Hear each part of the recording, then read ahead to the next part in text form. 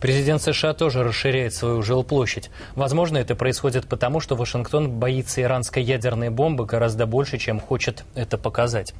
По крайней мере, прямо около Белого дома, по данным американской прессы, строится новый огромный противоядерный бункер для президента, его семьи и администрации. Впрочем, это лишь гипотеза. По официальной версии, рабочие всего лишь ремонтируют канализацию. Но масштаб строительства, как убедился Михаил Солодовников, заставляет верить в самые неожиданные теории. В Белом доме трубы протекли, пояснил пресс-секретарь президента, и на территории резиденции, которую огородили высоким забором, началась шумная стройка, но котлован скрывают от посторонних глаз.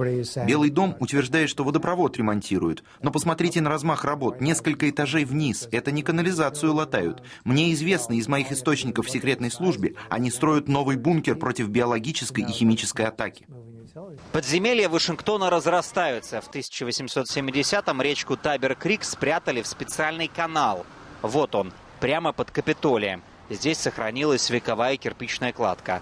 Это был первый секретный подземный ход, пока президент Эйзенхауэр на территории Белого дома не построил себе бомбоубежище.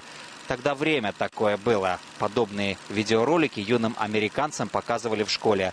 Похоже, этот старый бункер сейчас расширяют или ремонтируют. Стройку развернули прямо перед парадным входом в овальный кабинет. Точно по такой же схеме рыли подземное укрытие вице-президенту Джо Байдену. Сначала отмахивались, что это плановый ремонт труб затянулся. Почему именно Обаме, который получил Нобелевскую премию мира, а, например, не Бушу, который начал 2 войны, потребовалось бомбоубежище? Обращает внимание Рон Кеслер. Сначала угрозы в адрес Обамы звучали в 400 раз чаще, чем за все президентство его предшественника Буша. Но теперь все выровнялось. Это были выходки расистов, а не террористов или политических партий. Это само по себе не стало причиной строительства бункера. Как будет выглядеть укрытие американского президента на случай ядерной войны, можно судить по бомбоубежищу, которое предназначается для конгрессменов и сенаторов.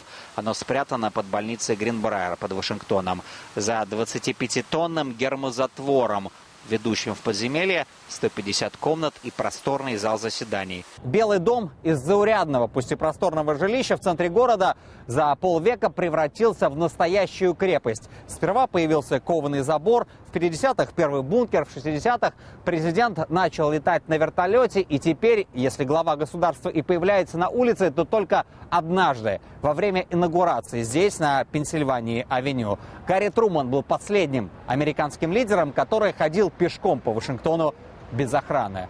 Михаил Солодовников и Андрей Салимани-Лежнев. Вести из Вашингтона.